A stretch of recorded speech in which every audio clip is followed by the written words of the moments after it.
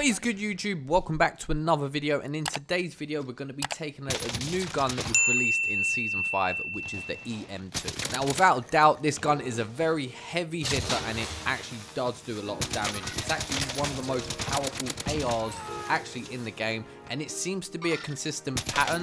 Whenever a new gun comes out, which is usually for Cold War, it is absolutely broken. So we're going to be having a look at the base weapon stats of the EM2 and also revealing the best and only attachments in order to maximize the full potential. Without further ado, let's jump straight into the video to reveal the best attachments to use on your EM2 for Season 5. So the base weapon stats of the EM2, so the fire rate is 533 rounds per minute, with shots to the head doing 61 damage, to the chest, stomach, arms and legs all doing 41 up to 26 meters. For anything greater than that, shots to the head will do 55 damage, to the chest, stomach, arms and legs all doing 37. So starting off, we are going to use the agency suppressor, for the fact being we're not going to give away our position when firing our weapon. Also coming with sound suppression, so our bullets are not going to be heard that much when we are firing.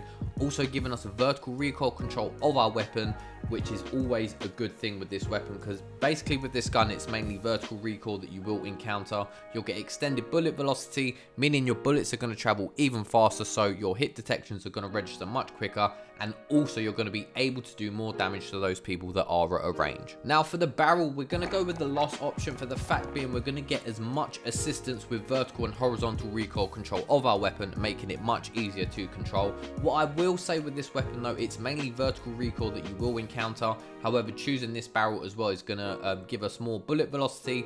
Bullets are going to travel faster, and also we're going to be able to do more damage to those at a distance. However, as you can see, there are quite a few pros on screen, including ADS speed, sprint movement speed, etc. One thing that I would suggest to you is, if you're not really that fussed in regards to the damage range being increased or more recoil control, if you are happy with the weapon, what I would suggest to go for would be the 27.4 Ranger, where you're going to get extended bullet velocity and assistance with vertical recoil control, and it's not going to impact your ADS speed. Now for the optic, go with the Axial Arms ×3. In my opinion, this is just the best sight that you can have on the gun. So even if you choose not to have a sight with this gun, you don't have to, as it does come with its own sight. If you're playing Rebirth, I'd say maybe it's a bit more manageable, but if you're playing Verdansk, I would definitely whack this on as the Axial Arms ×3. It's just very good. It will give you a good visual of the map. Now for the underbarrel, go with the Field Agent Grip. Again, we're going to get even more assistance with the recoil control patterns, both horizontal and vertically, with our fire and movement speed and our ADS fire and movement speed being impacted. And last but not least, for the ammunition, I'm currently using the 40 round mag, again because it won't decrease our ADS speed. So the ADS speed on this gun already is actually very painful, so it is very slow.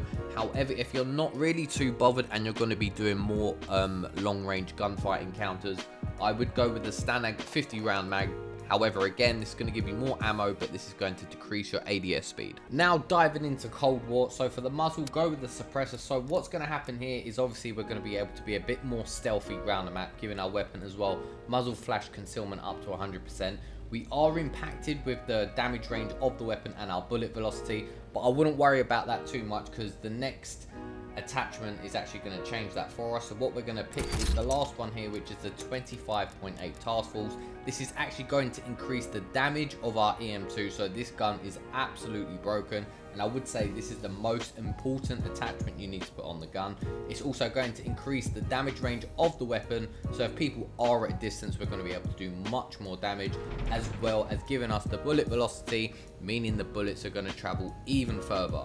So there are cons here with our starting ammo being decreased and impacted with our recoil control of the weapon. However, unlike Warzone, on Cold War, for some reason, this gun just does not have any recoil at all, and if it does, it's very easy to control. I would use this class while you can, because I would not be surprised to see them get this nerfed soon, because this gun is absolutely broken. Now for the underbarrel, I am using the second option. The fact being for this is we are getting free pros with this. It's going to allow you to be in combat, and you're actually going to be able to be a bit more aggressive, so this is the reason for choosing this. Again, the reason I haven't picked the Field Agent Grip is for the fact being in Cold War, this gun has virtually no recoil at all. Now for the magazine, go with the Stanag 40 round mag. Get as much ammo in the chamber as possible. Again, you are going to be impacted with your ADS speed and your reloading quickness. This gun does so much damage to opponents, so what I would do is go with the most ammo as possible, because when you are in gunfights, just try and get as many kills as possible. And last but not least, go with the airborne elastic wrap. So this is going to give us faster ADS time. So with this gun, it is pretty slow,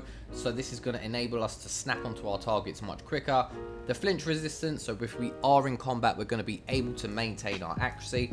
Also, you can aim while going in prone if you are a drop shotter. And that's all for today's video, people. Let me know down below in the comment section how this EM2 class setup works for you, whether it's for Warzone or for Cold War. Now, my overall thoughts on this gun, as I said previously, this is a heavy hitter and it's up there with the ARs that actually do the most damage.